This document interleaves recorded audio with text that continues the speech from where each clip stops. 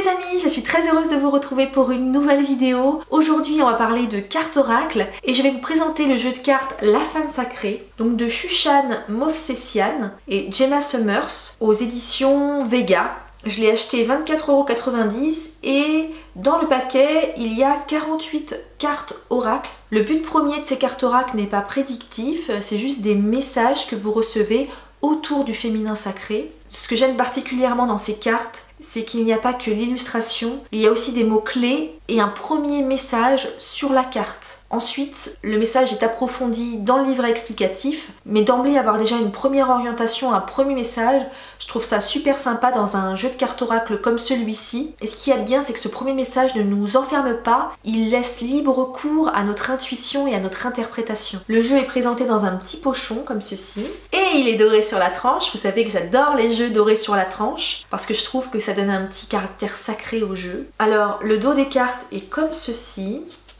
Donc vous avez la carte ici avec une première phrase en caractère gras et le message en dessous. Ensuite vous avez le livret explicatif et je trouve qu'il est pas mal. C'est pas le petit livret explicatif qui explique pas grand chose. Là il est vraiment complet. Pour chaque carte vous avez des explications beaucoup plus approfondies. Donc là la méthode de tirage qu'elle propose, c'est l'interprétation à 3 cartes, avec la possibilité de tirer des cartes supplémentaires pour venir approfondir les premières cartes. Mais comme vous le savez, vous êtes libre de tirer les cartes comme bon vous semble. Vous pouvez prendre des méthodes de tirage d'autres jeux de cartes oracle ou utiliser vos propres méthodes. Comme d'habitude, je vais vous présenter les cartes une à une pour que vous puissiez vous faire votre propre avis sur le jeu. Et à la fin, je vous proposerai de tirer une carte parmi les 3 que je vais vous proposer pour obtenir un message.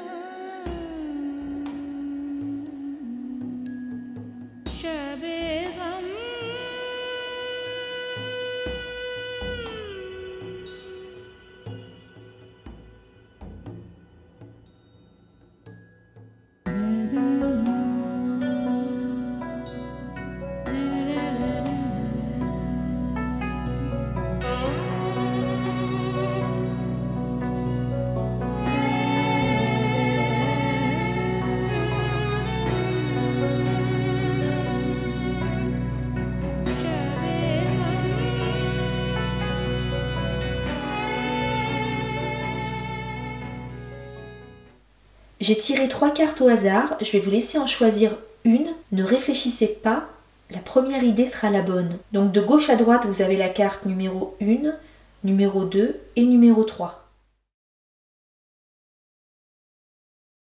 Si vous avez choisi la carte numéro 1, il s'agit de la colère, allié sacré. J'écoute les messages que me transmet ma colère et je les utilise comme une force positive. Je respecte ma colère parce qu'elle exprime ma passion pour la vie, fixe mes limites et constitue une force protectrice à l'intérieur de moi-même. Quand j'utilise ma colère avec sagesse, elle devient pour moi une alliée, un don de pouvoir sacré.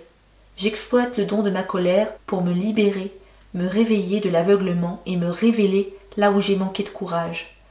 J'écoute ma colère et apprends à la transformer en une force positive.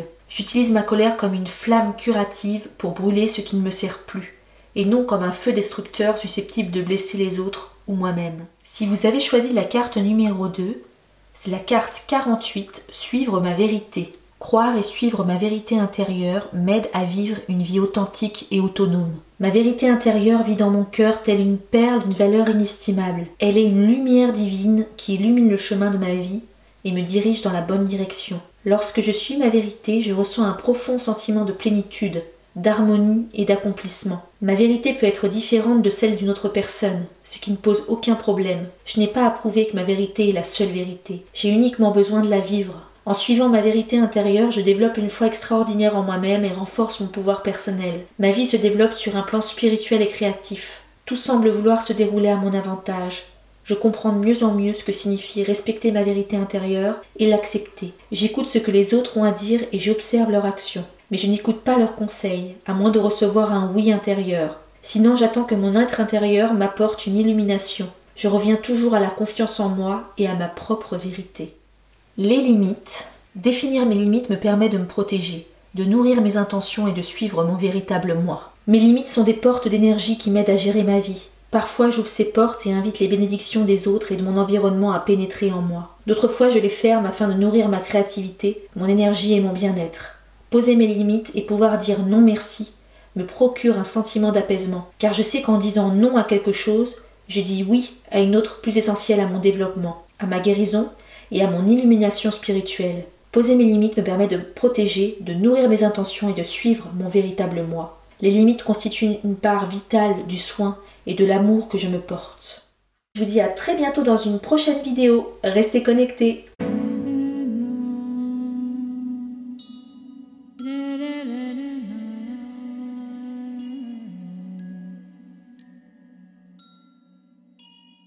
Ra